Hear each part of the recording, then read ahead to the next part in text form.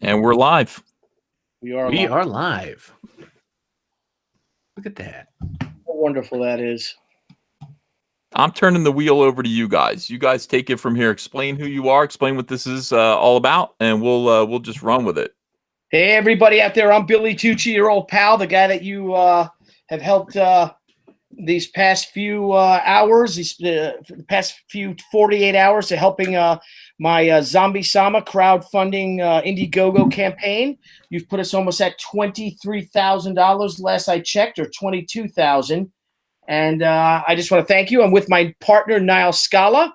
We have a YouTube channel, which until today worked perfectly, called... yeah, I'll have to figure out what the technical defects we had are.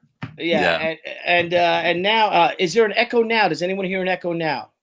No, there's no echo. It's perfect. Perfect. Well, lesson learned, right?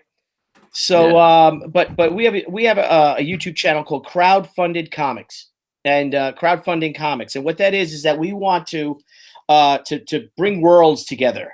We want to be like a bridge to the fans and to the creators, and then those that are fans that want to become creators that want to become self-publishers, that want to see their own characters out there and their dreams fulfilled. And we're talking to the top people in comics who have had these experiences, like yourself, Ethan, and getting to know your Legionnaires has been one of the joys of my year. Probably the highlight of my year is to be accepted and brought into into the ranks of your Legionnaires and your family, and I salute you for that. And I'm with my partner, Niall Scala, the Prince of Venice, who we call, who looks the brain frozen of right the mainframe. The man in the mainframe. And Ethan, I'm going to ask you some questions. We went through, with your people and with your show. Of course, we don't have to give you any introduction at all. But we last left, Ethan, when you were telling me about your Legionnaires, about the people, your friends, these friends who become family, these incredibly loyal, they witty. Like to be called Centurions. They're letting you know. They're like, we're the Centurions. Centurions is even better. Forgive me, everybody, for that. Absolutely. I'm going to go on the YouTube on your page so I can start reading the comments too. Your Centurions. How many men today have Centurions? None. You do. Yeah. So, can you explain? Can you tell Niall and why do you let the Centurions know how you feel about them? I love them. I've been with them for a year and a half now that we've been creating content on this YouTube channel called Comic Artist Pro Secrets. It was created entirely to be able to get in touch with fans, to speak to people, but also to be able to express myself. I'm somebody who, listen, I'm a comic book artist, but I'm an artist in a lot of different ways. I really enjoy, making music. I enjoy writing songs. I enjoy talking. I enjoy telling stories. These are, all things that, this is stuff that I do. And, I've been a comic book artist for so long where all I do is draw. I really love the idea of being creative every single day, being forced to be creative in some entertaining way for a large audience every single day. And that's what YouTube pushes you to do. You can only be a success on YouTube if you create daily content that is fun and inspiring and engaging for an audience, and your audience will grow if you do that, if you devote yourself to that. Now I've learned my standards about what to do on YouTube, what being a YouTuber means from other far more successful YouTubers than myself. But I intend to grow, and being a YouTuber honestly has made me happier than any other creative endeavor, which is so strange. Like, you would think, well, you won like awards in comics. You worked with Jeff Johns. You created all this stuff. None of that stuff made me as happy as having a successful YouTube channel and engaging with these fans who follow me around, and they show up wherever I do a live stream. Whenever I do a video, they turn out to watch it and call me names and stuff. That is part of the fun of YouTube, getting memed on, getting to know people. And these people now, I feel like they know me pretty well because they watch my content so devotedly for so long. That you just can't buy that. You have to earn that. You have to work for that. And that is, that is who these people are who are in the chat now. We've got 510 people watching right now. Wow. And more will come in as time goes on. I know a lot of people are going to be streaming because it's Friday. But so let me ask you though, what's your favorite meme from all the time you've been doing this? Like, what's your favorite meme that's come through this whole thing? I mean, look, I didn't realize I had toe thumbs. That was the first thing people started to notice about me because I didn't like show my face at first. I would talk to Richard C. Meyer, your boy Zach from Diversity in Comics. He'd say, never show your face. Oh my God. Yeah, I do. I know. I didn't know that. I didn't realize. But he said, never show your face because people don't want to look at men. You know, if you're a pretty girl, people want to look at you, but people don't want to look at a man's face on YouTube. Right. Now, I was like, okay, all right, that makes sense to me. And so I'd only, I'd show my hands as I was pointing to things or drawing things, but you never really saw my face unless I was doing one-on-one interviews with, Mark Wade or somebody. Mm-hmm. And people immediately started to notice that I had toe thumbs. So they started to call me Uncle Ethan early on, and then Uncle Ethan with toe thumbs. And then the pie thing happened. Then it was me eating pies. It's always something new. It's always something fun. I mean, it's just they're always insulting. But it's always like, it's all in good fun, man. It's all in good fun, and that's what being memed on is all about. I see people who don't get memed on, and I'm like, I don't know if your channel's really going to work. I don't know if it's taking off. To get memed on is to be loved by these people, and that's what you want. And love you, they do. Yeah, and then in honor of your pie meme, as one of my little promos for our page, I'm driving around between meetings. I go and I'm like, I'm gonna stop at McDonald's and pick up a couple little pies. So I'm eating a couple on the way, right? And they're perfect. And the one I go to use for the little promo, it was like pie jerky. I bit into it and I'm like trying to rip this thing. I'm like, fuck it, I'll just do the video anyways. Oh my God, what? Oh. Yeah, but I don't do still that. ate If it. you're gonna have pie, get good pie. Like, this is the thing. Like I always say, if you're gonna do it right. Don't eat garbage. If you're gonna eat garbage, if you're gonna have cupcakes, don't eat Hostess cupcakes. Go to a bakery and get good cupcakes. Why waste it? Why waste the calories on something that's not very good? Right, and do it right. Absolutely. And again, once again, as a child of the '80s, thank you for the George Michael reference there. If you're gonna do it right. Is that George Michael? Right, do it with me. Yeah, baby, I'm your man. Wham. Don't you wham, bam. Yeah. That's right, it was wham. Wham, bam, thank you, ma'am. Wham, bam, and you hit it there. Dudes. They're pointing out, everybody in the chat is pointing out more memes. Rose Tico is important. Wearing a 5XL shirt is important. Yeah, soy pants. That was last night that people were somebody. Well, they don't that you had. They're like, how many XLs, Ethan? How many X's in your shirt? I'm like, just 2, maybe 2XL. They're like, yeah, more like 5, more like 6, 30XL. It's merciless. It's absolutely merciless. But you know what? They love you because I mean, with the Cyber Frog Your Indiegogo campaign, I mean, how much thus far have you raised? We're pushing up on 800,000. What am I talking? I'm really bad with numbers. You're pushing on 800,000, and you have something like 12,000 backers. Ooh, I think so. Yeah, 14,000. No, 14,000 at this 14,000 backers. Wow. And now the Billy. Billy is he the top guy right now? Ethan is He is the undisputed heavyweight champion of crowdfunding comics. Cyberfrog Blood Honey is without any shadow of a doubt, the most successful crowdfunded comic of all time. So I would say he's earned that title. Hail Caesar, really. I mean, come on. Knocking the shit out of everybody else. So and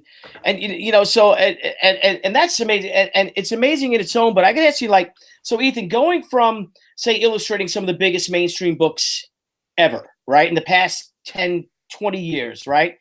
Seeing, and I mean, what was it like, again, your books were so big that you see your Flash Rebirth poster on the Big Bang Theory.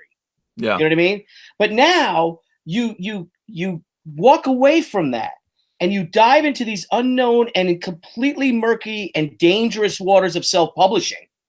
So, I mean, right now it's all up to you. You're writing, you're penciling, you're inking, you're packaging, you're shipping, you're putting together the whole shebang. You know, I don't know if you're an editor on it, but that coupled with your YouTube success, right? Your daily drawing of a comic, because that's a full-time job to draw a comic book.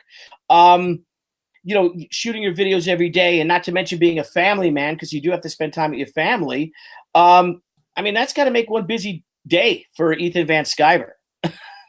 Yeah. It's a lot more, but I have to say, I really like the way things are working out right now. I'm gonna have to work a lot faster as the success of Cyberfrog means that I'm gonna have to do more Cyberfrog books. And initially, I was just like, guys, I'm gonna do one a year, and I'm gonna see these as kind of like Harry Potter novels. I'll just do one big book every year, and I'll crowdfund for them, and they should be good.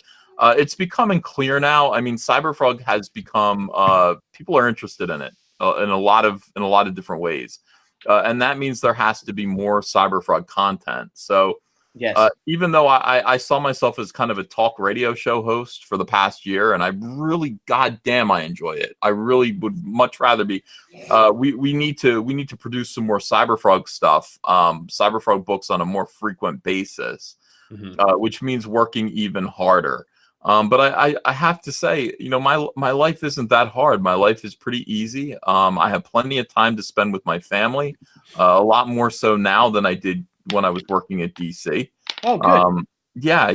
If I want to, I can go to the beach. If I want to, I can go to the theme park. I can go to Six Flags. We could pick up and just go to Florida tomorrow. Sure. We have that kind of freedom. And YouTube has been very, very good for us. I mean, we have the resources to do whatever we want to do now, which is a nice feeling. But yeah, I'm gonna have to work much, much harder at this point to get these to fulfill the demand and to actually help Cyberfrog lift off to where it should be. I think it's a kid show. I think it's a video game. I think an anime. I could totally see that. Yeah, definitely. Now, and you've picked up back from what, 1998, right? Is that? Yeah. Well, I mean, Cyberfrog was a character that I always thought was really good looking. I mean, I thought he was a wonderfully designed character, and so did other people. In 1997, I had a toy deal with Playmates Toys. I had an animation deal at Mainframe Animation. That's where I met Dan DiDio. He was the president over there, and he was doing a Cyberfrog cartoon. Yeah. Oh, nice.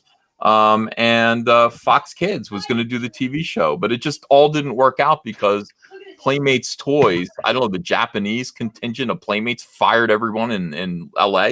So the whole deal fell apart. But what I learned from that was that people were enthusiastic about the way this character looked.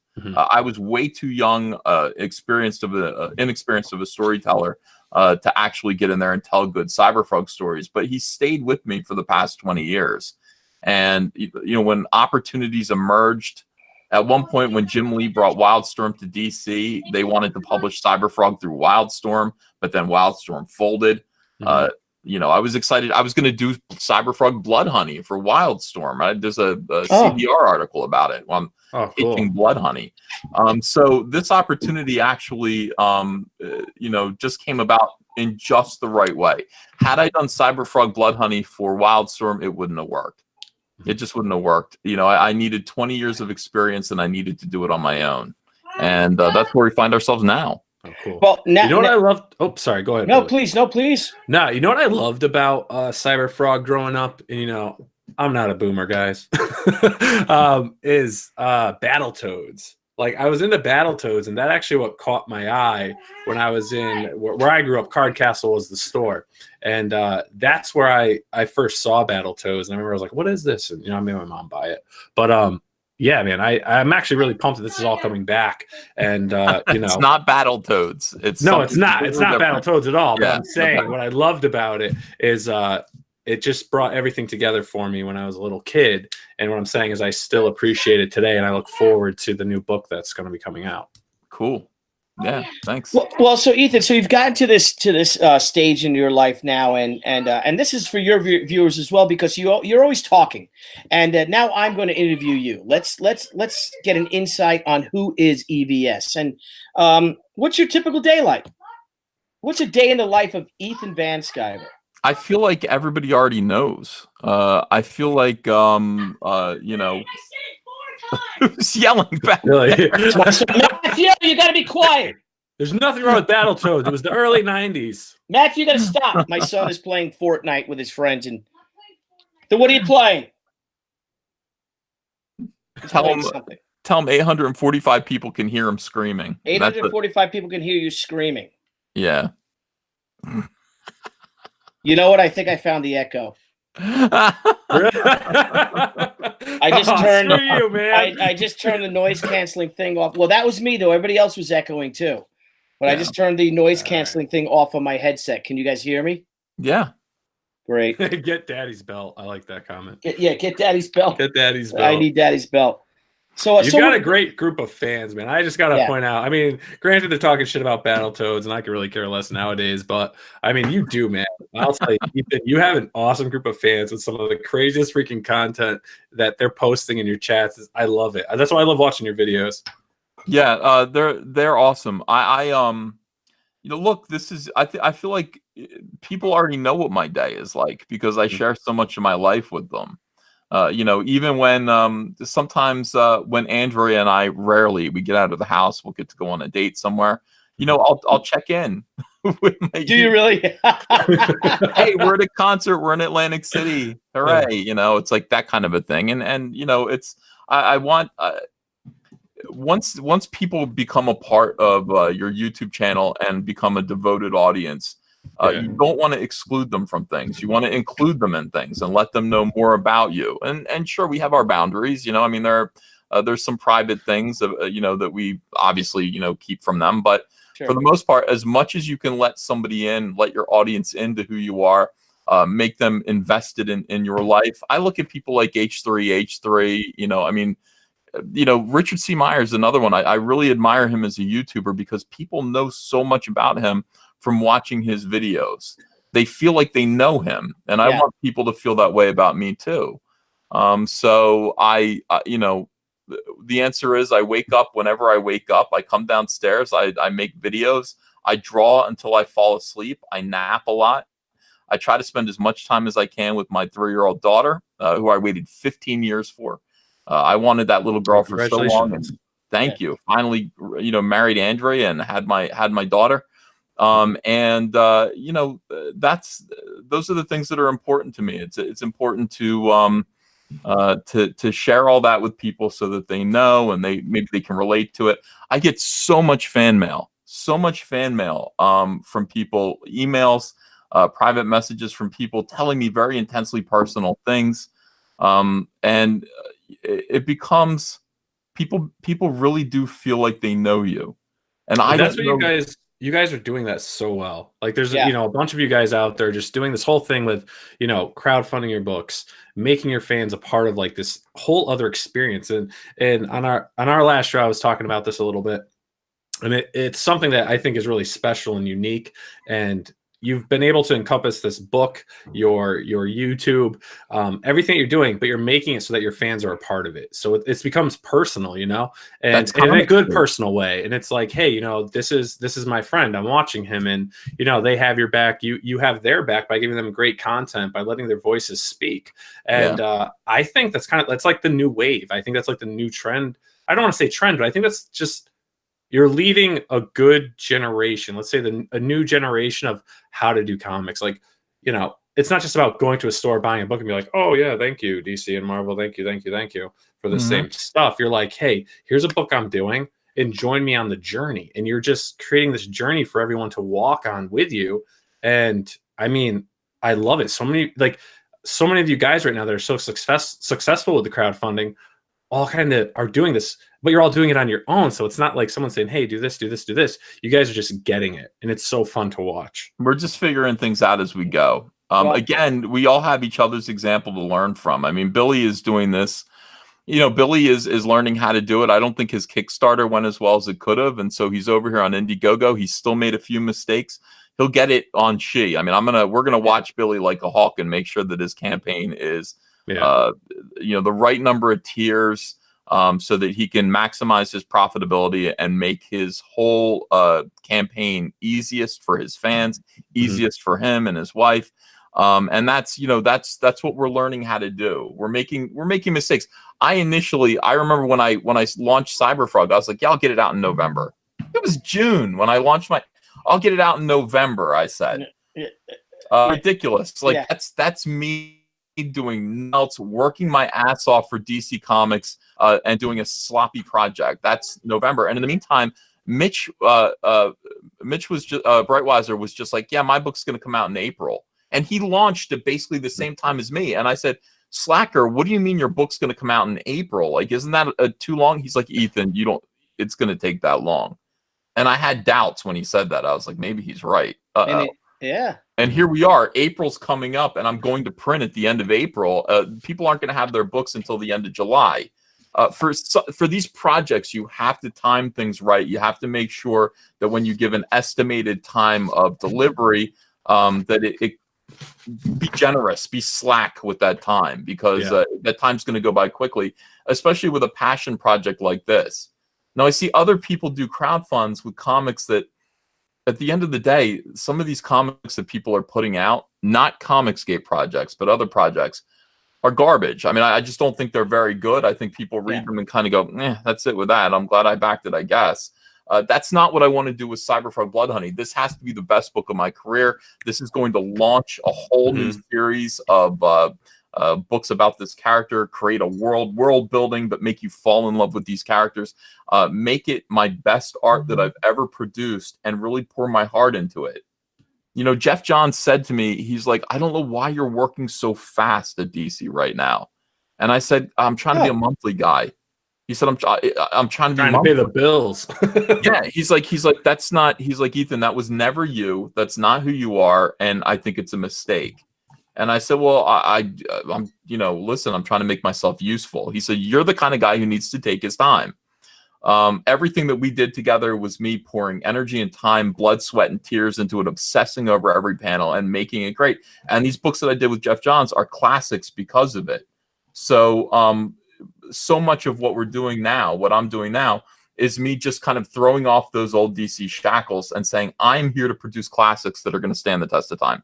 Not disposable comics just for the sake of doing a comic. Either this book is going to be the best thing I've ever done, or I don't want to do it. I'd much rather just do talk radio. I'd much rather just talk on YouTube all day long. I make the same amount of money. Yeah. So, you know, get into this for the right reasons. This is an opportunity to really earn a large budget to do a comic book that's going to stand the test of time. I want this thing to be good. I'm shooting for the pyramids. I want this thing to last. I want this thing to be the Sphinx. I want it to be here after humanity's gone. After this civilization is gone, Cyberfrog will still be here.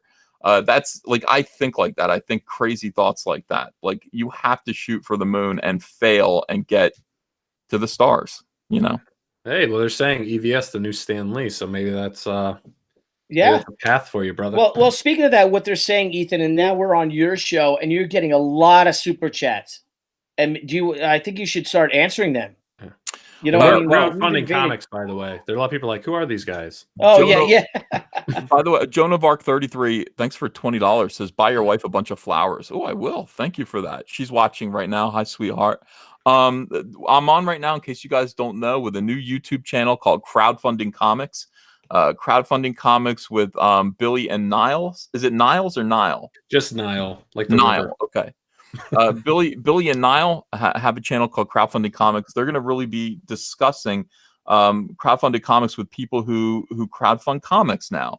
I mean, that is, you know, look, people have been doing it for a little while now with varying degrees of success, but this is the future of the comic book industry.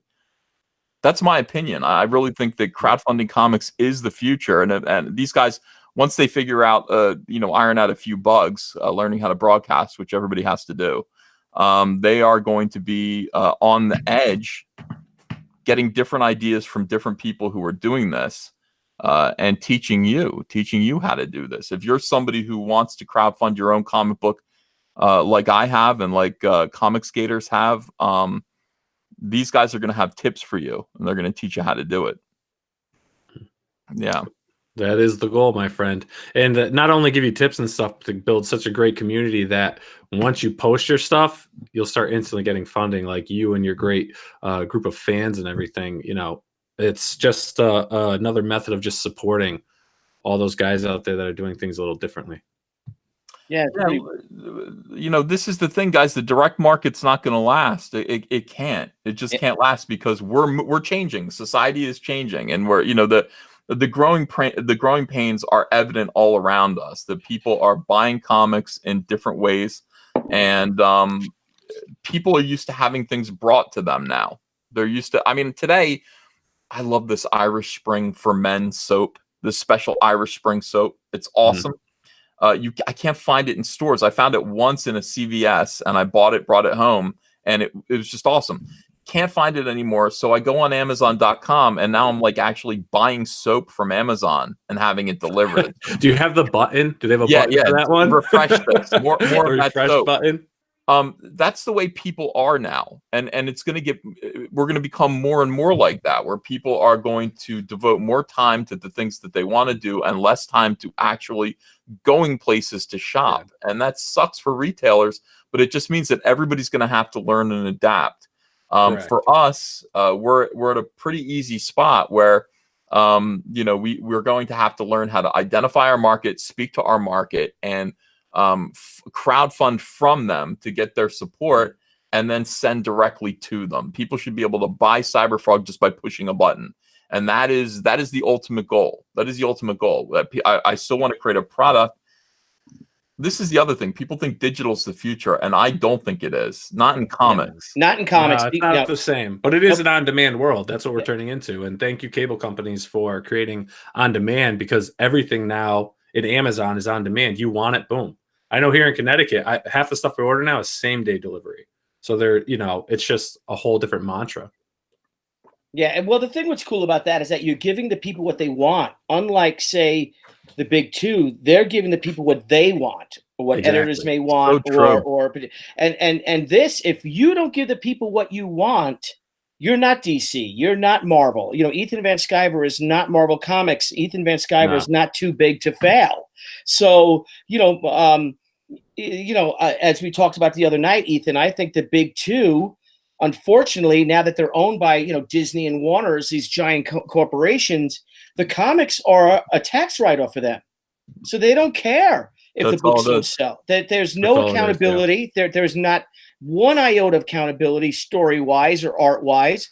If the books fail, they fail. They keep restarting them. It's almost like they keep regurgitating the same failed creative teams too. Now, there are a lot of great creative teams out there, but there's also some of these others that may be hired for how notorious they may be on the internet or what they might have done outside of comics, but they're not qualified to write comics. No. And a lot of them don't even like comics. And they specifically go in and saying that they want to change this. They don't like it, and they're going to do their own thing. And it's a complete recipe for failure, and it's failed time and time again. And that's why they keep rebooting these books and cramming them down these poor retailers' throats, forcing the retailers to buy 500 copies of a book because the retailers are so desperate that they do want to get that Jim Lee variant cover or something, or you know what I mean, or one of the top guys variant sketch covers or something. And these retailers can't move these books. No, and it's a shame, and that's what's hurting these retailers, is what's being shoved down their throat. Yeah. And you know, unfortunately, it's like, you know, the said group that may be pushing it, you know, has a big voice but doesn't really have a pot to piss in, and so everyone's afraid of the voice. So it's like, all right, let's just keep bringing people in to do this, this, and this, and all's now it is, it's just a machine. It's a unemotional, undetached machine that's saying, you know, distribute, create. It doesn't work. Okay, you are going to create this. You're going to create that. No one's actually like, hey, let's stop for a second and let's say, hey, remember when everything was about talent? You know, remember when it wasn't about how someone looked or this and that? It was like, hey, you're actually a fucking really good artist. You're a great writer. You know, you should come together, and boom, you have great stories and stuff. And unfortunately, but not unfortunately, the indie world and the tools at hand right now are going to allow that to all happen again. Right. And Ethan, do you remember how hard it was for us to break in? I couldn't get work from anybody. They told me that my style was too fashiony, or my wasn't a DC face. This wasn't the Marvel way of drawing something. If I could draw like Jim Lee, I can do a fill-in issue or a part of an annual or something. And I didn't want to draw like Jim Lee, and I couldn't draw like Jim Lee. I mean, there was a high bar of what you needed to do to get in, and now it seems the complete opposite. It's not. There are no standards anymore, Billy. Being able to be in a comic book, to work in comics required a level of skill and dedication, talent, and also marketability. Your style had to be something that people thought, well, yeah, I think people are going to buy that book because of the art, and that's all gone now. Yeah. Those standards have fallen. I mean, pretty much anybody is hired to draw a comic book right now if they'll work for a low wage. Right. That it's the death knell. You've got people who are being underpaid to draw comics they don't care about for a price that's just $5 for a cover price for a comic that nobody cares about with 8 variant covers on it. This is just it's the end. So look, I know that you guys aren't really a part of this necessarily, but like, I'm part of Comicsgate. This is a movement that rebels. So it's a market-based uprising against exactly what we're talking about right now. Exactly. But it's not even problem with like Comicsgate is a wonderful group. It really is. But it's like even beyond that, my friend. Like it's just people opening their eyes and seeing, like, it's not even just comics, it's just the world right now. Like, why can't we just get back to adventure? Why can't we get back to fun? Why can't we get back to just cool stories and like letting our imaginations go somewhere for a while? As opposed to what? Yeah. As opposed to just like right now, everything in the media, everything in the world is just, it's encompassed on everything we love, and music and television. Animation is so like, how can I call it? It's streamed in a way that, almost everything's kind of like the same. It's like we forgot like how to be individuals and to have, creative freedom to do things. You're just restricted so much by everything that's going on in the world that it's like everyone's afraid to just be themselves and to create things that people loved. I mean, everything seemed to be so diverse. Now it seems pretty vanilla with things. Yeah, sure. I'm getting it, It's like everyone's so afraid to say something or do something because of what someone else is going to do, instead of just being like, screw it, let's just do it. And then people love it. It's just, everything's becoming very vanilla. Well, and what price to get your balls back, right, EVS? That's what I said. What is it worth? What is it worth to be, especially if you're a creative person? Yeah. If you're a creative person, you can't be feeling too good. I sense a lot of fear in comics right now. I sense a lot of people afraid of saying the wrong thing, drawing the wrong thing, writing the wrong thing. And look what happened to people like Howard Chaykin. It's like you do one thing that might kind of send the wrong signal to the wrong group of progressives, and you're in real trouble. And Howard Chaykin's a Democrat. Yeah, he's a super progressive, but that's exactly what Howard was trying to do. Exactly. Howard is a 1960s liberal, though. He is the person of this freedom of expression and individuality, and let's challenge each other. Let's have thoughts. Let's start a dialogue, and there's no room for that anymore. There's no room for it. We have to actually we have to make it. We have to blaze a trail. And you are. Exactly. Well, this is what I'm telling you. It's like right now it's tough, man. It just every day it just feels like, we're fighting so hard with people. We're fighting for the right to be able to do what we want to do without the harassment, without the the nonsense from these SJWs who have poisoned the comic book industry. And I'm just trying to set up Deadwood. I'm trying to set up a town somewhere further out west where we can actually just start comics anew, and people don't have to be afraid. People can crowdfund from their audience. They can get their own audience to purchase their product. They get to do what they want to do.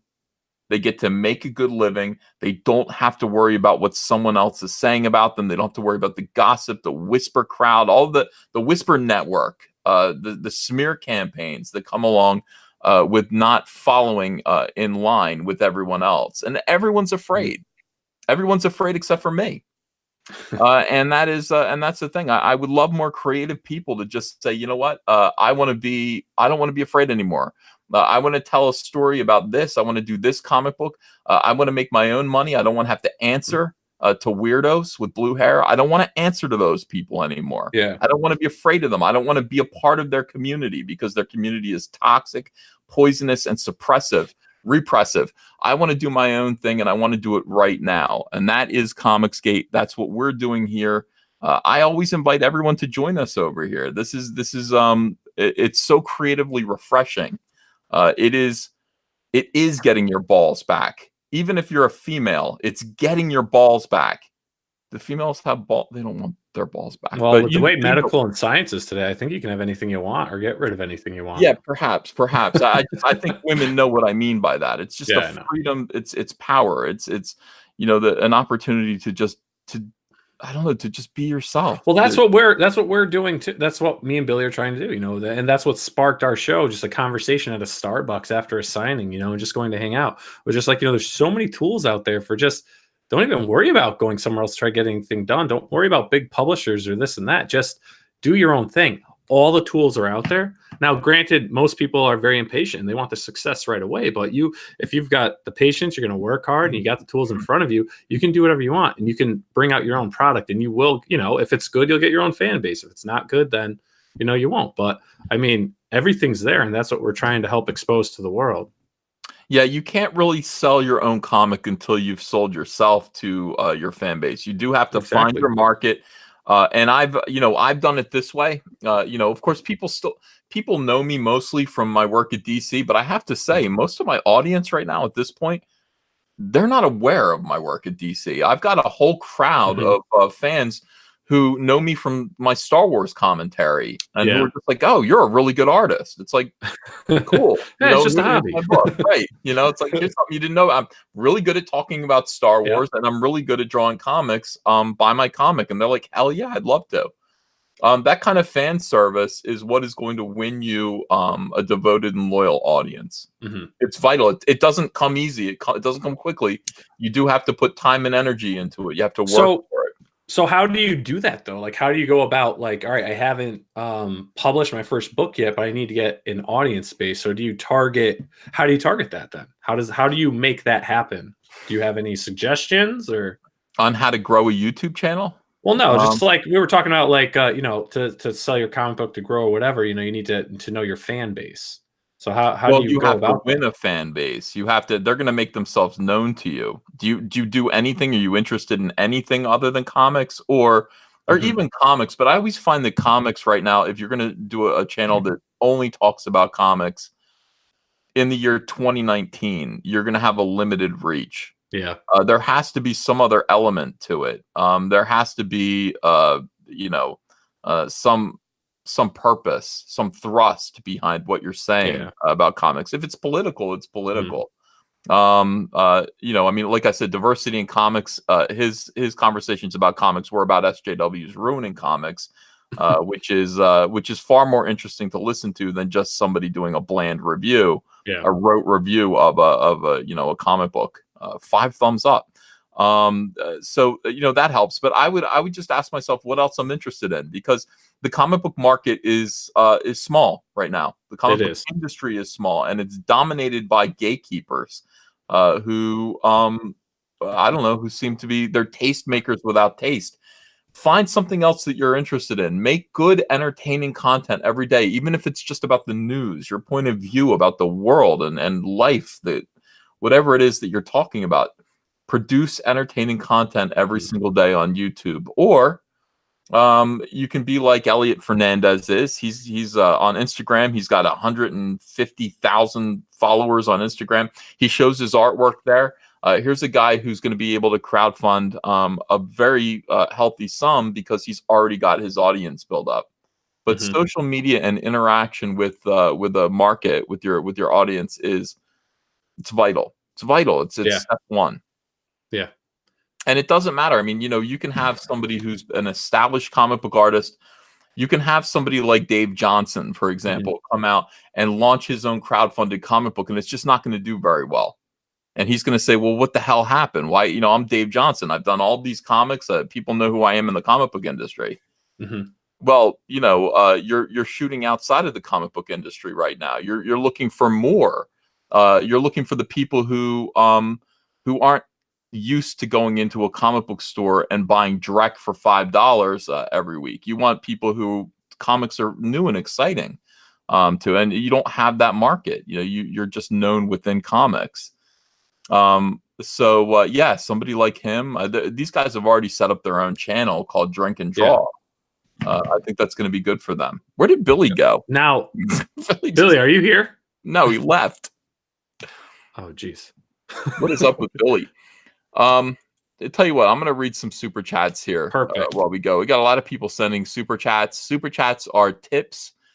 People who are enjoying the show can send comments via super chat. There's a little $sign at the bottom of the screen, and if you want your comment read, you can send a little money, and I will read your comments now. And thank you for those super chats. They're wonderful. I appreciate you guys.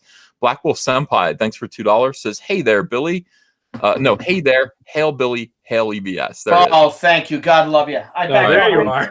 My God. I just texted you. I'm like, where the hell did you go, dude? This friggin' Wi-Fi that we bought, that I spent all this money on, it's a piece of shit. I'm sorry, Ethan. It's a piece of garbage. Okay. And it just keeps crapping out. There's a bug. We have one of your biggest fans, Joe Falcone. He's a cable guy, and he said he wants to hardwire my house, and he will. But it might cost me, Ethan, a phone call to you. So hence I have to ask you for another favor, and I apologize for that. Okay, sure. But I don't know if it's that. But still, he's a wonderful guy, and it's driving my wife crazy. She wants to fight me, which I can kick her ass, but she can't kick me in the face. But I'm not afraid of fight her. I'll fight her. Fight.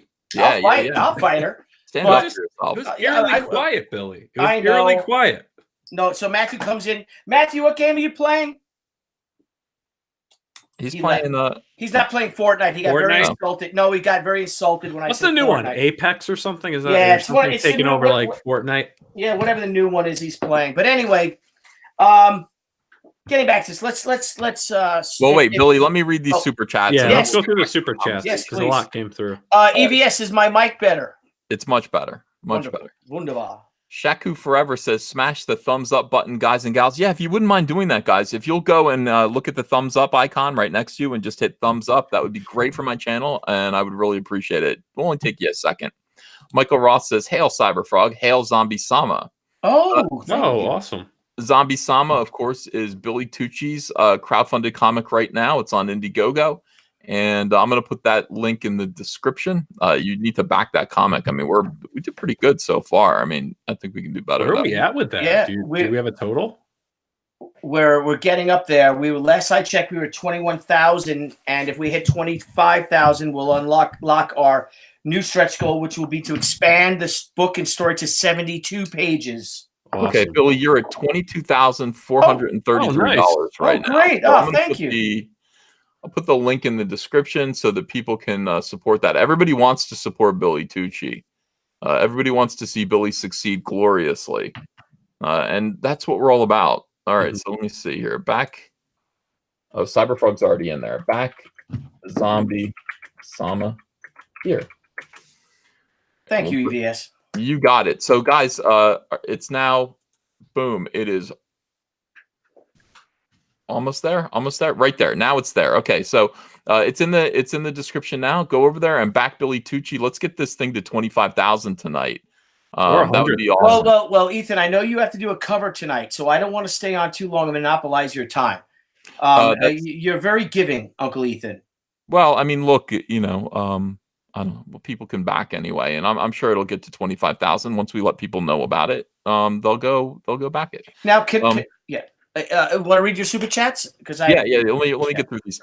Tim Lim's Bunny says, "Please, Caesar, save my furry back hole." Hashtag war campaign. See, the memes are coming through. Niall. Connection Lost says, "Don't forget." Actually, I'm sorry. Something came up. Power Shower Caesar. Yeah. The Power Shower was the Superman lawn sprinkler that I had when I was a little boy that I told a story about one time. It was a Mego toy in 1977, and some kid broke it. I got it for my birthday. It was Superman's head on a stick, and he would spit water at you. some jackass kid broke it, and then the parent was like, I'll replace it. They brought me one, but it was a Mego Donald Duck version. I said, I don't Why like would they Donald. They thought it was the sprinkler aspect of it. It wasn't. It was so somebody found it and they sent it to me. A fan sent it to me in my PO box. No, it turns out, it was called the Power Shower, which love it. I don't remember that. Now, did the water come out of his mouth like? Yeah, it came out of the top of his head, as it turns out. So was it like? So it was like in The Thing, like when the claws came out of the dude's head and started crawling across the room. Remember The Thing? John Carpenter's The Thing. Yeah. Was it like that? Look, Mego sucked. I mean, Mego made some of the most upsetting toys of all time, and they rarely thought through their toys. But in any case, I got it now. I only have vague memories of it as a 3-year-old. I told that story once, and boom, they found it for me. They found a brand new one still in the wrapper from 1977. Sent it over, and those are the kind of fans that I have, and I really I appreciate them. So now Power Shower is a meme. I love it. Power Shower. Love it. They said, open a P.O. box. We want to send you stuff. And I said, uh-oh.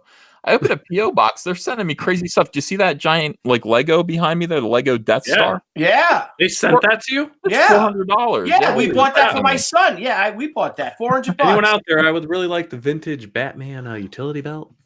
You have one? Yeah, they send me great stuff. They're really kind. It's they'll just write me a really nice fan letter, and all that stuff is great. So this is stuff these are the rewards of doing this and not working at DC or not working at Marvel. Doing this on your own is much more fulfilling. It really is. Well, on that note, if I may real quick, if you know JC Vaughn, the vice president of publishing for Gemstone Publication, who does the Overstreet Price Guide, just sent me a text, and it says, ever since the 90s, when I've written up convention appearances, I've always credited Ethan as Cyberfrog rather than his then or current DC work. Oh, so JC, I love that. So he is such a fierce proponent of creator-owned stuff too, and he always puts Cyberfrog first before Flash Rebirth, Green Lantern, all that, and it's pretty fantastic. Yeah. And he's a creator-owned guy. I mean, do you mind if we do a quick shout out to JCV? No, do it, absolutely. Yeah. I mean, JCV right now, he's got Vampire PA, Bite Out of Crime right now on Kickstarter, and I've been fortunate enough. I know Billy's done the main cover, but he's such a great guy that he messaged me someday, said, "Hey, you want to be an editor?" And I was like, "Oh, cool!" And he sent it over to me. I mean, it's a great book. You guys really should check it out. Well, yes, and yes, it's called Vampire PA, Bite Out of Crime. It's on Kickstarter right now. I don't know EVS, or I don't know if other people can post a link on your chats, but he's one of the good guys. Niall, if you could find that, post that for him. I'll post it in the chat. He's really one of the good guys. But Ethan, speaking of that, do you have an editor on Cyberfrog Blood Honey? Yep. Oh, you do? Yeah. Do you have a secret editor, or do you have someone that you? Oh, okay. Well done. I can't well say done. yet. Not well done. Now I've got a question, because the whole point was, while all of Ethan's legions, your Centurions, you're wondering what the hell Billy Tucci and the Prince of Venice is doing here. We originally had our show on. It's called Crowdfunding Comics. It's our YouTube channel. And Ethan was gracious enough to go onto our show and spend an hour with us. We had some horrible audio problems that people were rioting. I heard several computers break. People texted me photos of their computers on the floor, their ears bleeding. So Ethan said, come over to my show. And Ethan just literally is giving his time to us. Yeah. So I have questions, because I wanted people those that may not necessarily follow EVS, they may not be strong enough to be Centurions or Legionnaires. And so if I may, and these are all my questions, things I want to know. Ethan, what's the story behind the Laughing Man? Oh, I don't even know why I chose it. Here's what it is. It's from a Jack Chick tract. You know who Jack Chick is, right? Yes. Okay. So Jack Chick from the 1950s, I think. I'm not even sure where it came from, but it's this obscure panel of artwork where a guy, the Laughing Man, is dancing with a beautiful girl who's also laughing, and she's like, "Hey, let's drink all night and take drugs." And the man is saying, "Yes," and denounce Jesus Christ. It's like like they're gonna take drugs and party all night and denounce Jesus, and he's got that look on his face when he says it, and that made me laugh so hard that I just said I want his face to be my logo. Now, how did you find that particular image? How did you stumble across it? The world's weirdest comic book panels. There are websites that Okay. So that's what the Laughing Man is. Now, since then, I've had it redrawn a bunch of different times so that I can own it. It's now the Wendy's logo, essentially. For a long time, just a picture of that panel existed. That was my logo. But I've had other artists redo it, change it a little bit, and make it so that I can trademark it. And sure. It's now my logo. Well, that book's probably public domain now, right? If it's a Jack Chick tract, it's public domain. Yeah. Oh, okay. Well done. Well done. Now, questions look at that. He's gone. Questions I want to know. Ethan, what's your writing process? Do you do the Marvel style? Remember, like Stan would come up with an idea, that Jack would take it back, and Jack would be drawing in the office, doing 2 pages a day, and then pass it off to John Buscema or someone like that to ink it, and then Stan would script it after it's done? Or do you work from full scripts? No, I don't work from full scripts. I have the story in my head. I have a kind of a rough plot of how I want to go at the beginning, and I break it down into scenes. And I draw the scene, and then I script it when it's already drawn. But the thing about Cyberfrog is there are so many instances where I just go, I make a realization along the way. I'm making a movie. I'm making a movie. I don't want to confine myself to a set of ideas that I had all at one time. I want to allow myself the inspiration to make additions and changes over the course of the project. I don't know if that's Marvel style. It's closer to Marvel style than it is DC style, but it's Ethan Van Sciver, the auteur. No, I'm doing it by myself. Well done. Well done. Now, do you have after this epic, the Blood Honey storyline? That's this particular issue is this 48 pages? This particular episode? This one's closer to 88 pages. Oh, 88. Now, and the one you told me where we go back in time to 1998, is that something in there? It is. Okay. Yeah, it's not back in time. We don't go back in time in the story. The story starts out. This one book needs to encapsulate everything, because people are like, do I have to read the old Harris books? No, you don't have to read them. So the book is kind of broken down into 3 sections. The first section, it takes place in 1996, and it is the origin of Cyberfrog. It's the purpose of Cyberfrog and Salamandroid as told by Chell Sin. And then that's 21 pages. And then we cut to part 2, and that is 1998. It's the invasion event and how it all happened, how the extinction event happened. And that's 20-something pages. And then after that is Cyberfrog wakes up in current year 2018. It's going to be like Lost. It'll always be 2018. That just goes on. So that's where we go on from there. So it really needs to be, I need everything to be self-contained. This book needs to be the only book that anybody needs to read to get into the story. And then the last chapter that takes place in 2018 has a cliffhanger. So it will pick up with the next book that's called Wrecked Planet. And I think Wrecked Planet, I'm going to break into 2 parts. And this is the conversation that I'm having with my publisher, who's just saying, I know that Wrecked Planet should be 80 pages, but can you break it in half so that you can put 40 pages out and then 40 pages out, like 2 different books? And I said, as long as I get to tell my entire story that I want to tell, I don't mind doing it that way. Yeah, I think that is exactly the right course of action for you, if I may, from an outsider looking in, because I'm doing that exactly with She Return of the Warrior. We're doing part 1 in May when we launch our Kickstarter at the end of May, and then in the fall we go back to part 2. So it's an 80-page story, but it'll be broken down in two parts, part 1 and part 2. And I think that because the people want to see more Cyberfrog, and they don't mind 40 pages every couple of months as opposed to 80 pages and having to wait farther along. Yeah. I mean, ultimately, that argument made sense to me, because ultimately, what am I trying to do? I'm trying to make a big, thick book that's going to combine everything. So what do I care if the next chapter is broken into 2 parts? and people can get a little bit of it sooner, or if I just make them wait. I'd rather they get the 40 pages and then another 40 pages and get both of them this year than make them wait. Yeah, and you will get to that. You will get your big book. You will get it. And it's probably going to take the same amount of time to put out 2 smaller issues than you for to do 1 big issue. So it's going to take the same amount of time. So it makes perfect sense. But the next thing that we're doing is Rainbow Brute. That's coming out, right? Yeah. Well, the plan after, as soon as Cyberfrog is finished in April, it's going off to print. I am launching a crowdfund campaign that's going to be for I think it's going to last for 1 week or so. No, not 1 week, 1 month. That's going to be a big piece of Cyberfrog merchandise that people can buy. And then from there, it's going to be Rainbow Brute, the comic book. Rainbow Brute is, of course, look, we're gender swapping all of the girls franchises from the 1980s. Now, I'm all for gender swapping. I know that they're doing it, with Ghostbusters. They're doing it in a lot of ways with Ocean's 11 and all these other things. Turning men into women, that's fine.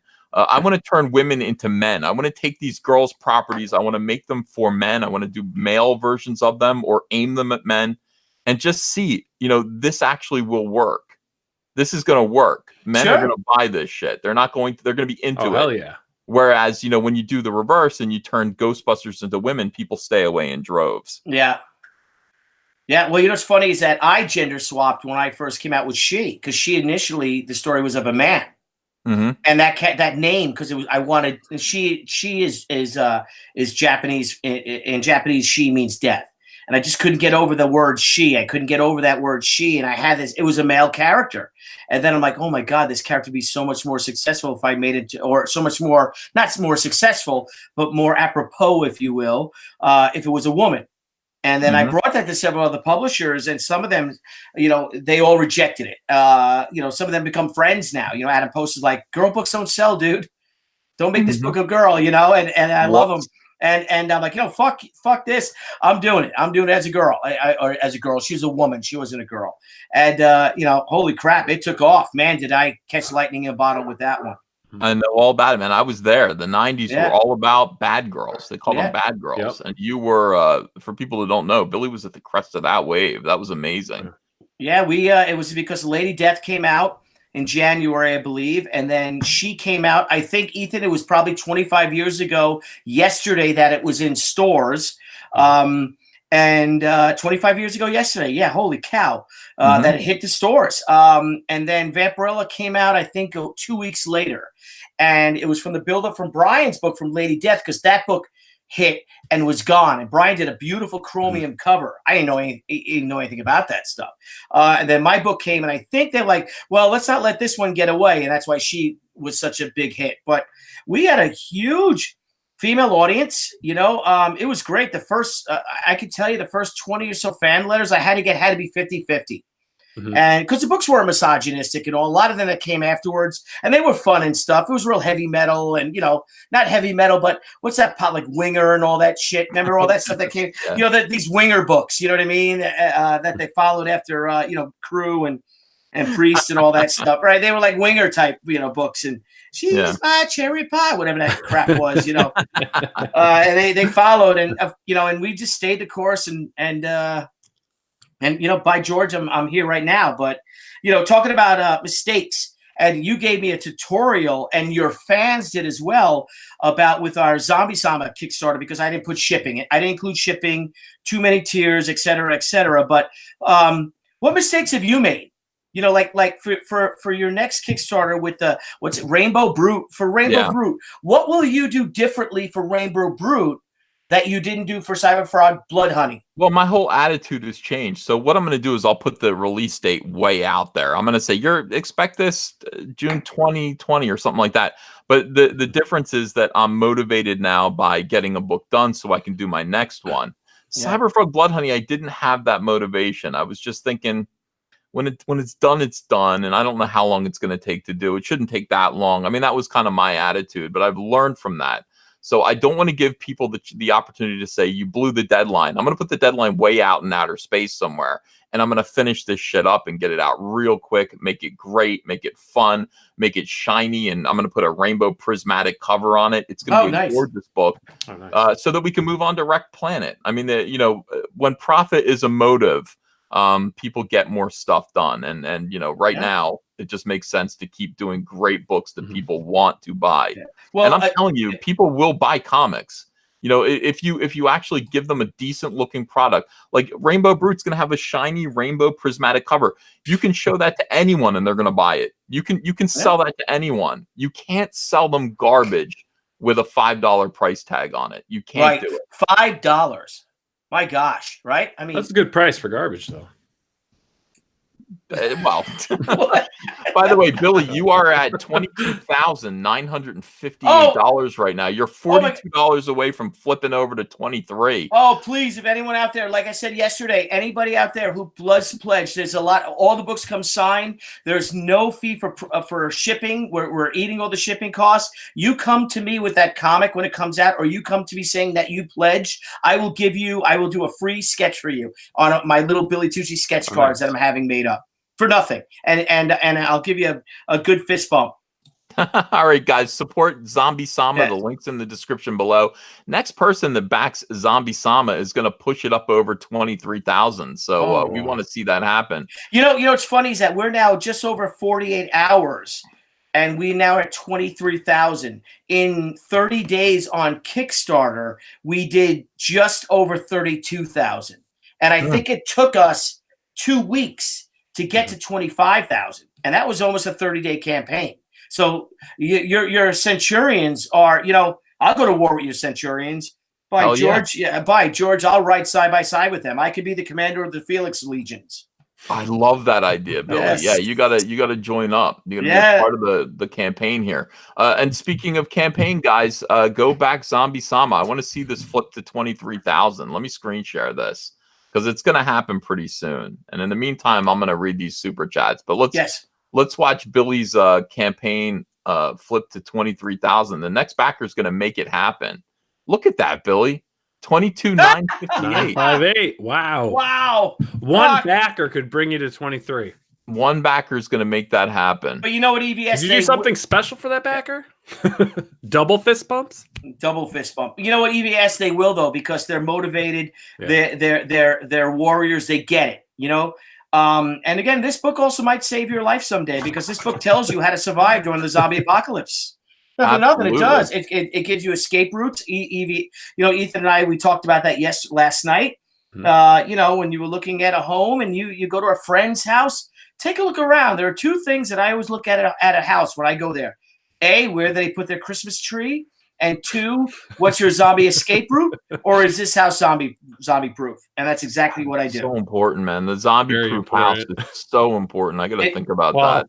The Christmas tree is important, and then the zombies. Yeah. Oh yeah.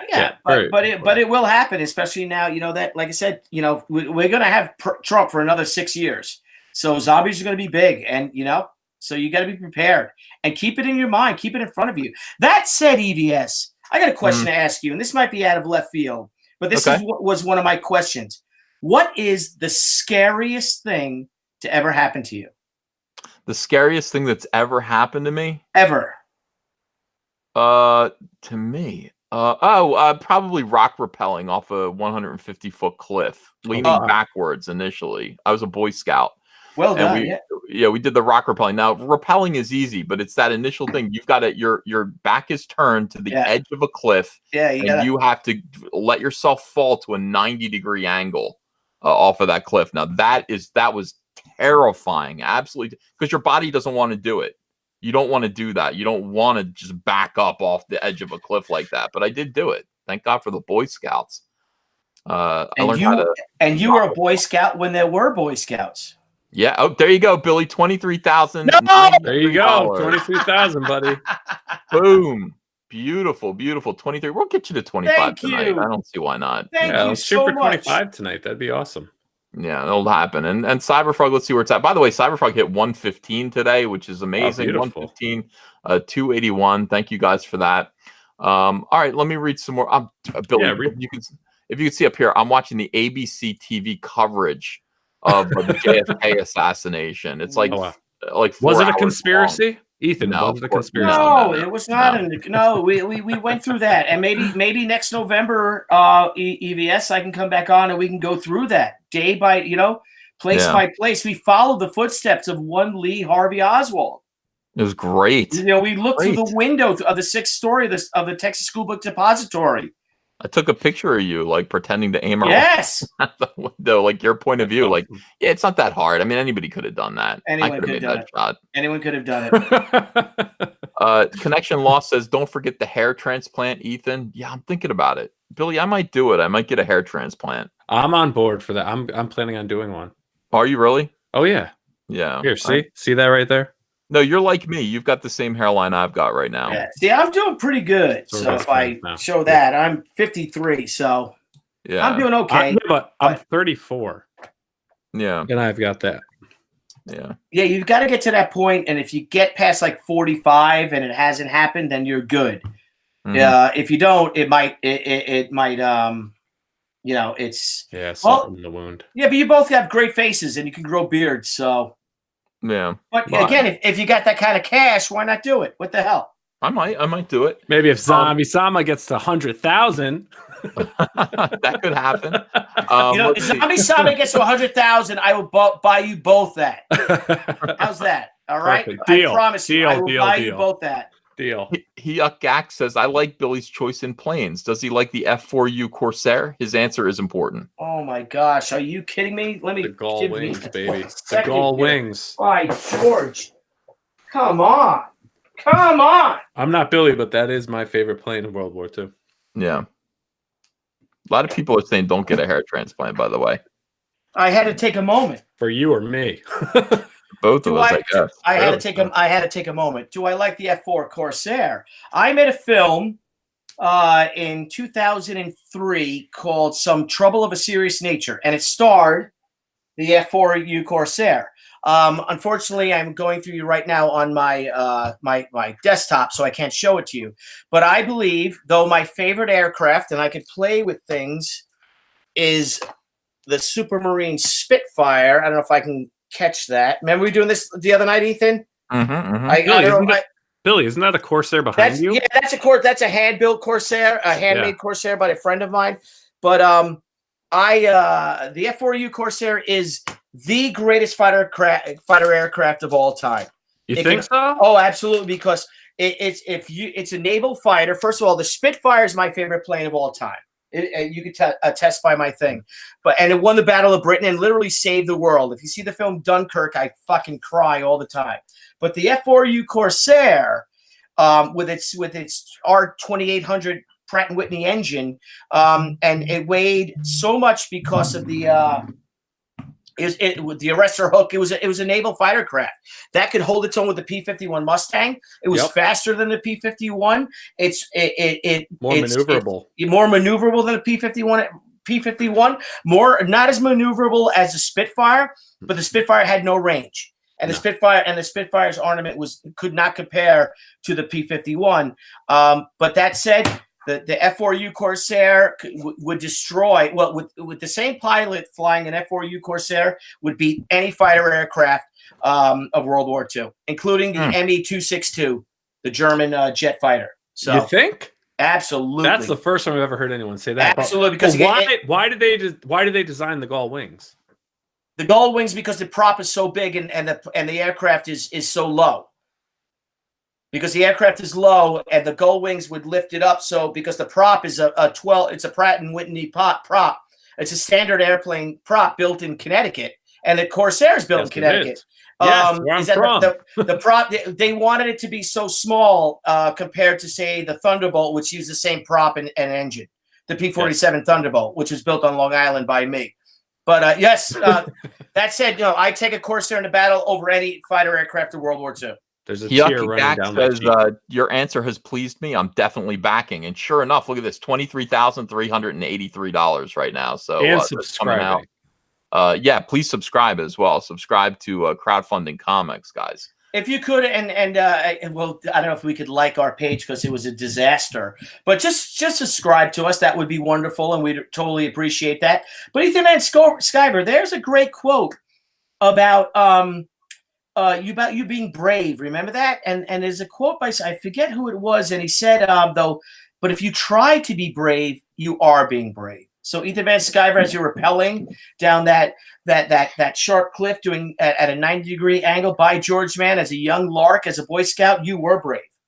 Well, I tried my best to be, and I did it because I didn't want the other boys to call me a pussy, and they didn't. And so mission accomplished. I did it. And that is the greatest motivator because, I remember when I was in the service and the Gulf War happened and we got mobilized to go and we were actually in the desert in California training for the war. We were hunting these the mobile scud launchers, and I was part of my unit was a long-range surveillance detachment. So we would be supposed to be parachuted in, but it was more helicopter extraction, and we were set in. We would dig holes and we would just watch roads, and then we call the airstrikes in on the the mobile scud launchers. And I remember when I left, and everyone's like, "Are you afraid to? What if you become a coward?" And I got to tell you, I was terrified. I really was. But the biggest motivator for me was it was too important for me not to be a coward.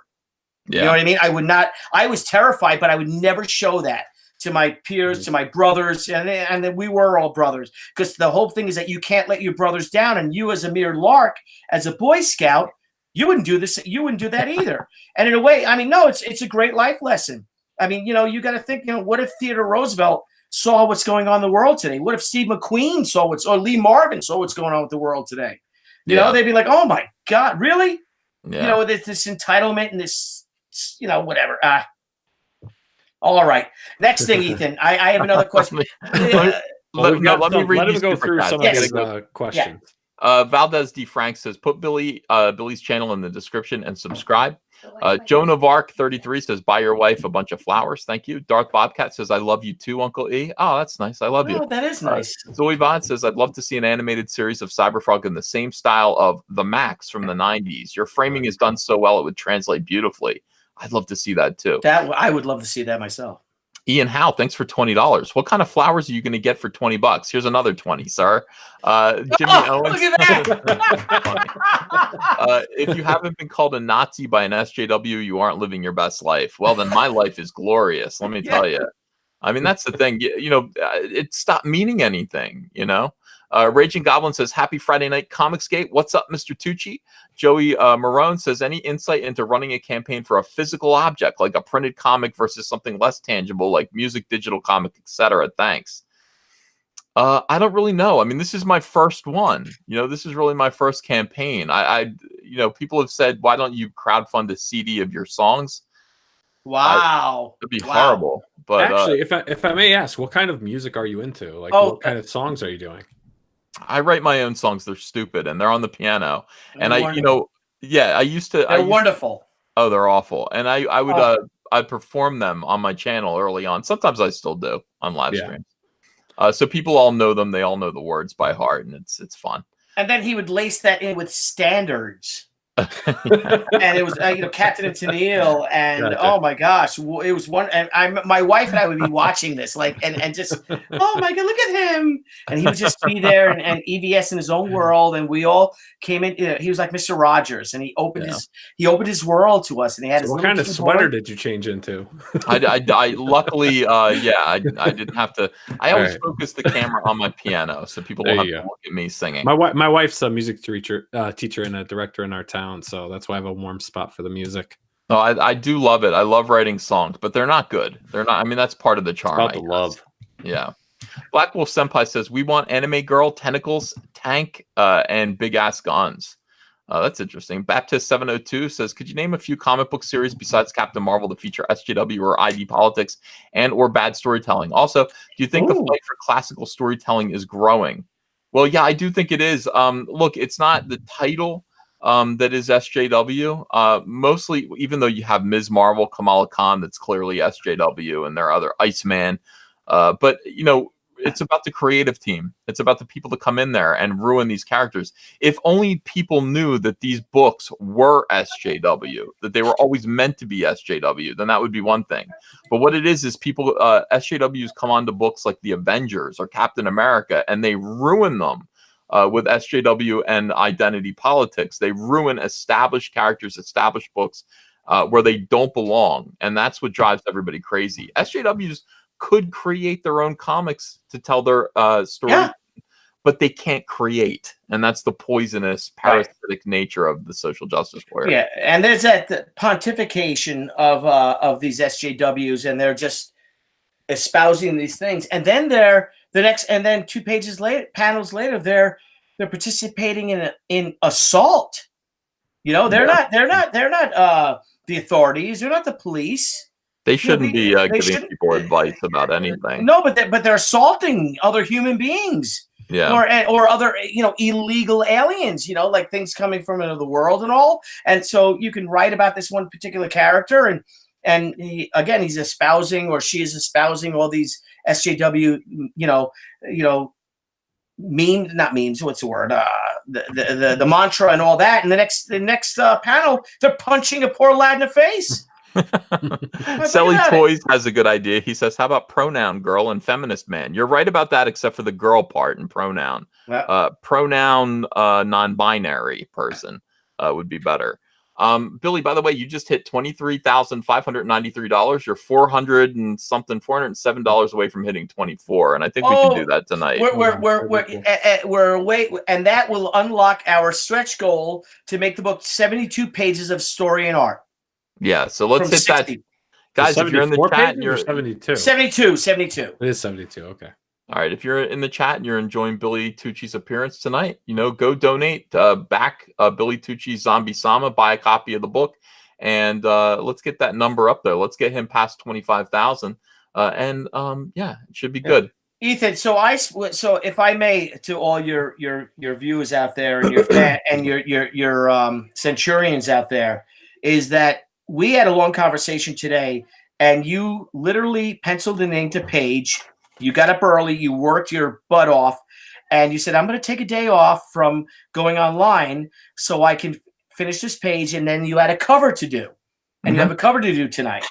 And now, tomorrow you're like, oh, maybe I won't go on because I'm in the zone now. I'm Ethan, the artist now. I'm penciling, I'm inking, I'm doing. I have to get this book done. I have to get this book out to the people, to the fans. And now Niall and I have literally hijacked your day and ruined your day for our own profit. And that said, I think, Niall, you and I, when Ethan moves, I think you and I should get in the car or a van and drive down and help him friggin' move for a week. I think we'll have to come down and all help right, I'll bring the tape, bring some utility knives. You got the boxes? Billy, you got the boxes, and we should be good. Yeah, because Ethan has to get the beer. Because you were so focused on your art, and we were talking how you love interacting with your fans, with your centurions, but it does take away time from the art table, from the art board. And you're like, and I'm focused and I'm doing this, and I'm like, well, thank you so much for coming on. And I feel bad. Like, no, I'll come on just for you. I'll come on for you, and then we'll do our 45 minutes or our hour, and I'll go back and I'll do this cover. I have to finish tonight. I have to do this cover, Billy. I don't have to finish it tonight. I just want to get it done. I mean, I got 4 of them to do. I got 4 covers to draw. So what he's done for us is just shows your character, Ethan, and you're thank you for that. So I know what to say. Just thank you so much. I'm soy sensitive to this whole thing right now. Yeah, I'm drinking my beer, and just thank you.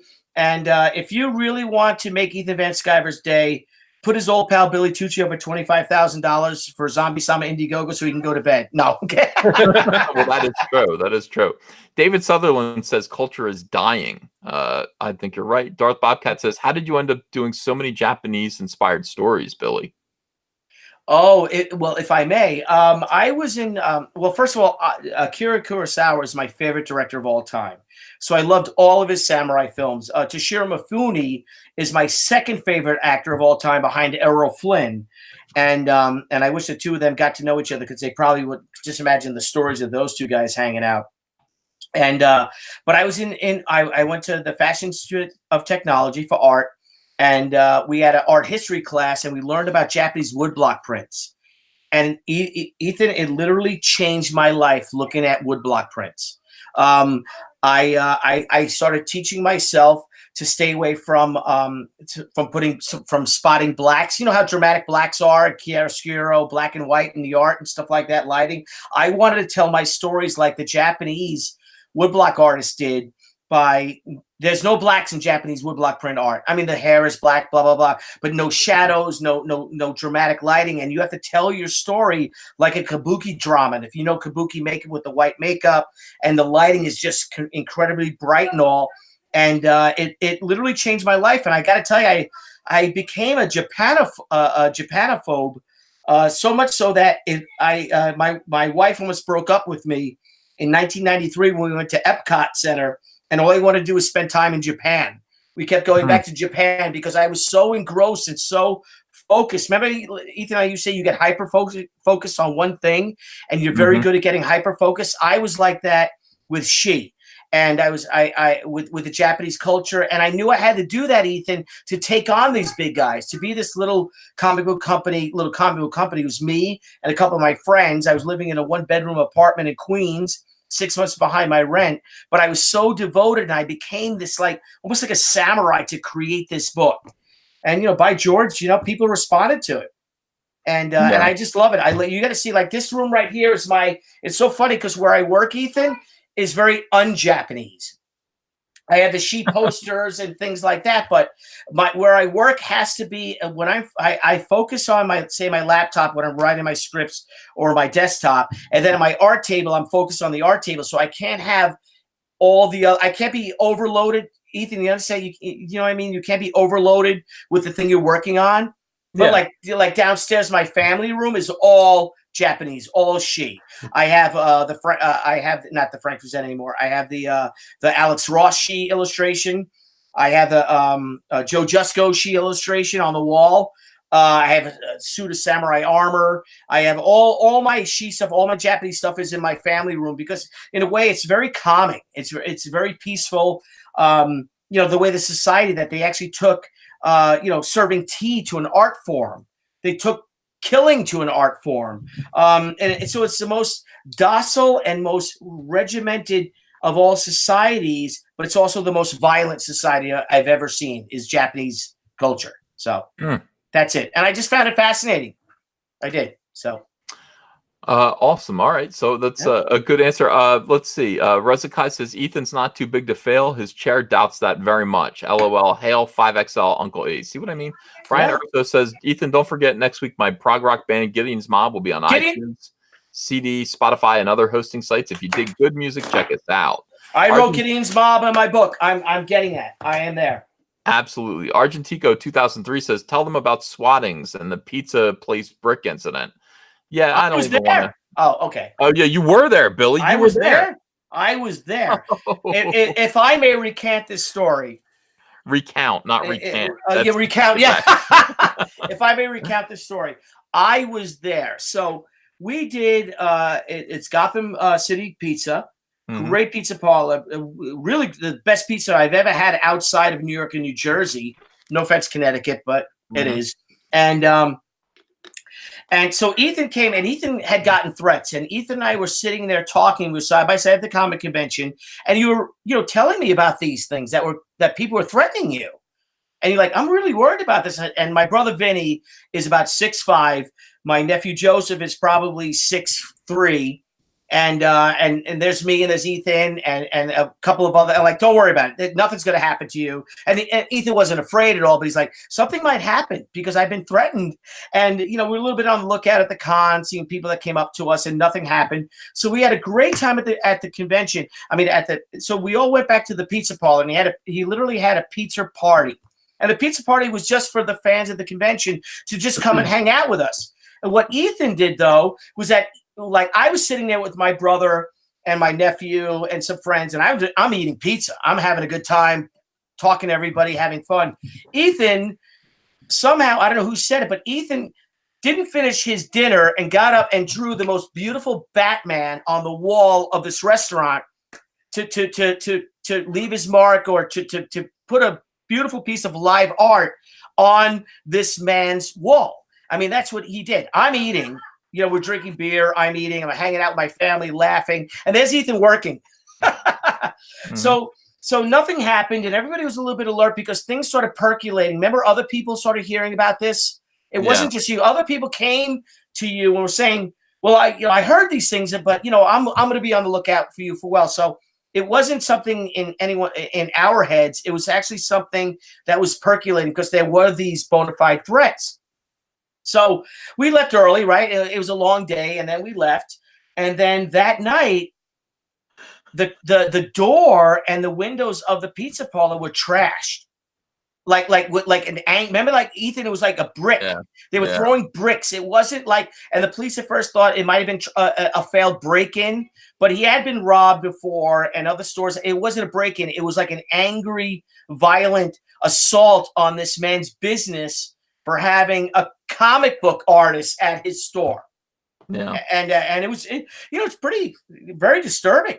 But chin up. EVS is like, well, yeah, we got through. Well, we fixed it. I mean, we crowdfunded to raise money because he had to cancel his vacation to buy a new door, and we were able to raise money to purchase him a new door, replace the glass, and he was able to go on vacation with his wife. And so all's well that ends well. But look, these people are crazy. I mean, these people are Antifa, and they. I don't know. They picked me for a target. That was the height of Antifa. That was the height of it. That's when everyone was Antifa. You know what I mean? And then these cowards, though. I remember we were talking, and you like, let them say it in my face.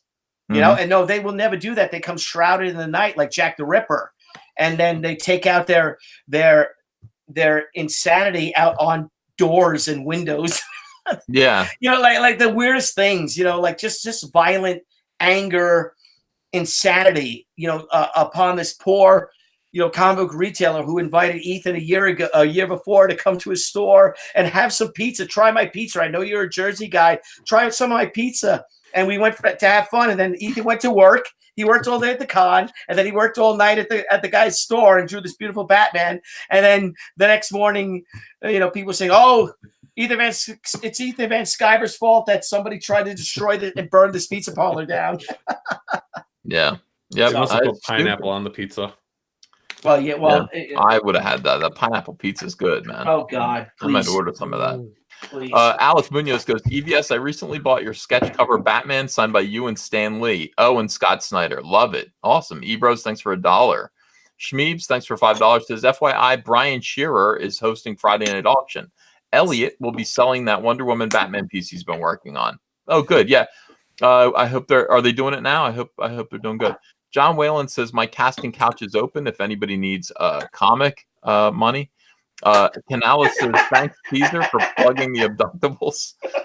Chicken Sit says I'm glad the FBI took our tips seriously. Glad Mr. Tucci and family are well, and I'll always. Who said that? Who said that? Chicken Sith. Yes, Chicken Sith and Thor. They're the ones I think alerted the FBI to that. And that was a fun story when they showed at my house, and that nut in Chicago that wanted to murder me and my wife. Yeah. Crazy. Yeah. Congrats on Zombie Sama. Can't wait for she, he says. Jared Mitchell says, I love EVS because he supports my favorite creators. For example, Chuck Dixon is returning to his high-flying Nazi fighting hero called Airboy on Indiegogo. A small boost, and it's totally funded. Hopcrop says Casey Jones is the story of a heroic girl exploring the wonders of her steam-powered world and having to deal with spies, mercs, and mechs along the way. Follow at Hopcrop to keep up with the book. Silver Bullet says, I just bought a copy of Cyberfrog, first comic I bought in 15 years. This is your legacy, and I'm proud to support it, my friend. See, that's awesome. That is awesome. That's awesome. Hal Jameson says, my book Shinobi Sasquatch launches May 1st. The art will blow your socks off. The story will be good. Uncle E, I just DM'd you page 1 inks. Check it out. Ian House says, guys, I'm about to throw an additional $10 at Billy's campaign because the glorious boomer forgot to charge shipping. If you could afford to add $5 or $10, think about doing it. Thank you, Ian, for pointing that out. El Jalero says, why you got to drag Mego through the mud? I love Mego, but yeah, they are, they made a lot of weird toys. That's probably why I love them. Ghastly Gamer says, "Hey, Uncle E, I just bought old Cyberfrog comics, $17. Wow, good, thank you." Rich C says, "EVS, I'm over 50 and have not read a comic in 30 years. Thanks for renewing my interest. I back several comic skaters. Keep up the good fight." Viper Justin says, "Did not back Cyberfrog, but I will back Rainbow Brute." Oh, good. Crazy Manor says, "Cutting it in two will cost the consumer twice as much, though, won't it?" No. Let me think about it. Well, it depends what the price point is. Are you gonna, you know what I mean? Yeah. I'll work through that. I'll figure that out. But I mean, remember this, I was charging $25 for a 48-page book here, and it ended up being 88 pages at the same price. So, we'll see. We'll see. Darth Bobcat says, "Are the old She comics still for sale?" Every She comic we published sold out. Every single one. eBay. Every single one. You get them on eBay. You get them on Amazon. Every single book we produce, of the 100 She comics that I published, every single one of them sold out. And they're actually kind of it's kind of rare. I was just for fun. I've gone on there and looked. Well, but tell them we are going to do this summer. We are doing a She omnibus. We're going to do an Indiegogo for a prestige format She omnibus edition, full color, and also the Tomo by Amanda Connor, Jimmy Palmiotti, and Dan Mishkin. The Tomo miniseries. It's going to be about probably 400 pages. So nice. Keep a lookout for that. Billy Tucci's Zombie Sama is at $23,793. We're edging right up on 24,000. That'd be cool, guys. Back Zombie Sama. The link is in the description below. Lucas King says, "Direct is nice, but I think for comics to ever be really big again is to get them back in kids' faces. Gas stations, dollar stores is how I used to buy them." Grendel465 says, "This chat gives me hope. I'm an old comics fan, and I'm working on a story I hope to make into a comic someday. Keep up the good work." Sean Campbell says, "Bald is beautiful." Chris W says, "Stan Lee had hair transplants. Do it." CFan85 says, "Is the Defiant Jane cover edition a physical copy?" Yes, absolutely, it is by Asha Kishna, who was a gem of a find of ours. We were introduced to Asha in the Netherlands at a comic book convention about 2 years ago, and Deborah and I, my wife, were blown away by her portfolio. And she's now doing a variant cover for J.C. Vaughn's Vampire PA. Bite Out of Crime Kickstarter campaign, and she's phenomenal. She is phenomenal. Check her out. She's a sweetheart, such a good person. Yeah. And she's on Instagram and she's on Facebook. And if you do Asha Kishna, check her out. She's amazing, and she's doing commissions and all. And she's getting a lot of work now. You're gonna hear a lot from her. A big video game developer too. She hasn't released who hired her yet, but she's got some big deal with some video game company doing character design. Yeah, and she's amazing. She really is. And without sounding misogynistic, she, I guess, growing up, and Ethan, maybe you can help me with this. Growing up in art, that you can usually see, you could tell a man how a man draws. You could tell how a woman draws. I can look at that and and maybe it's just me being a fucking dude, but I'm like, oh, that's a guy drew that, or that's a girl. I can always tell, I guess from my friends growing up, or my friends in college, the art college, the way the men drew, the way the women drew, and she and my wife said to her, she's like, "You draw like a man." That's literally what she said. And then Ash was like, "Oh, thank you." Like it was funny because she is so it's wonderful. It's so original. It's amazing. And check her out, Asha Kishna. Amazing. Cool. Gimbrider66, thanks for the $1. Dennis Peruk says, "Billy, how do I buy your original Indiegogo cover art? I don't see that tier. It's historic. You're rocking Indiegogo. P.S. Your Rangers beat my Blues." Oh, they're not my Rangers. I'm an Islander fan, bro. I hate the fucking Rangers. You kidding me? And I'm sorry for you. And I wish you guys won that. I apologize. I was rooting for the Blues tonight. I gotta take it.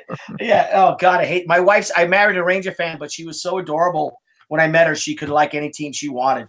That's the way to do it. That was tough. At least she wasn't a Democrat. So, but that's a story for another day. Another time. I asked her, I said, are you a Republican? Are you Republican? She goes, absolutely. I'm like, all right, good. But we were all Republicans back then. It's so funny. Even at FIT, and all my friends who graduated from the Fashion Institute of Technology in Manhattan, all the friends they're still all Republicans and conservatives. My comic book family, A lot of them are, of course, progressives and liberals and all, but for the most part, all the people I've known and grown up with, and they're all conservatives. A lot of them don't want to say it. They're quite, closeted, but. Well, Billy, I'll tell you this: you're at $23,848 now. You're $152 away from hitting that 24. We can do that. I'll bet we're going to hit 24 tonight pretty easily. We might even hit 25. I know that a lot of the levels are gone, and I wonder if I could ask Deborah if she could pop another level up about me doing some more sketches. But I don't know. But the book's a really fantastic book, Ethan. And we hit that level. It's going to be 72 pages like you've done. You've expanded your 48-page comic book to 88 pages. And you and I both know of how much we put into that to make that book that much. And if you would help us out with that, and because I got to tell you, we're doing it anyway. We're going to make the book 72 pages anyway. But if you can help that and we can get paid to do that, or John can get paid and we can start putting that money towards Zombie Sama 2, Dorm of the Dead, you just make my gosh darn day. And the funny thing is, Ethan, it took us 2 weeks to get to 25,000 with Kickstarter. Could you imagine if we got to 25,000 through Indiegogo and your Centurions in 48 hours? That's what we're doing. I can't imagine. I couldn't imagine. There. We're going to get there. Trust me. It'll be there tomorrow. At least if it's not here tonight, it'll be there tomorrow. I mean, you're doing really, really well. People are excited about this book. They're excited about this campaign. And I think we can totally do it. It's going to be great. So guys, support Billy Tucci's Zombie Sama. Link is in the description. Let's get him to 25 ASAP. But the next few backers are going to get him up over to 24, and that's great. All right, so Hewitt Gack says subbed Akira Ashcan back number 462 Fly On Brothers. Thank you.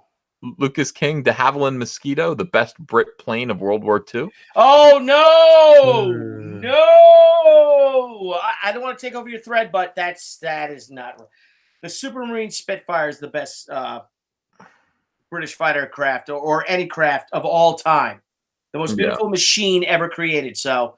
That's another conversation, old man. We'll leave it at that. We'll leave it at that. Razdoc says, when Captain Marvel can't, Trixie Kane, Indiegogo only. Jimmy Owens says, just back both Cyberfrog and Zombie Sama. Both. I'm so excited for these, Ethan. Thanks for getting me back into wanting to draw. I haven't since 2001. Professor Geek says, can't wait for Zombie Sama. Please tell everyone to check out the uncanny and sexy Tales from the Stacks on Indiegogo and see the latest panel on my Twitter with nods to Cyberfrog, Brand, and more. Ooh, cool. J-Pot Studio says, back Tales from the Beyond the Gate. Only 17 days left. The only book with Comicsgate pros and up-and-coming creators. And the Gimp Rider 66 says, that buck was an accident. Can't do this right on my phone. Thanks for $5 then. Appreciate that. That's fantastic. All right, so Billy Tucci's Zombie Sama now edging up to 24,000. We want to see that happen if possible tonight. You guys are awesome. I do appreciate you, but I do have to get back to work. I got to get and I drank a beer and now I'm like, oh, I hope I don't. Just one beer makes me fall asleep. And I'm like, oh no, wake up. All right. Well, wake up, Ethan. And thank you all. Thank you, Ethan. Thank you to your Centurions. Thank you all for this. I apologize for taking away from your work. Thank you guys for putting us almost at $24,000. We'll hit 25. We will. You know, we've got EVS's legions and his Centurions all behind us. We've got other, fans all across the fruited plain. And if I may end with one last question, Ethan. Yes. But if it's too much and it's to be saved for another day, let's do it because this could be a whole nother great show for all of us. But I think I'm gonna leave. I think I'm gonna leave for tomorrow. I'll leave it for another day. It's too good of a question. You want hash browns? No, it's too good of a question. I'll give you a hint.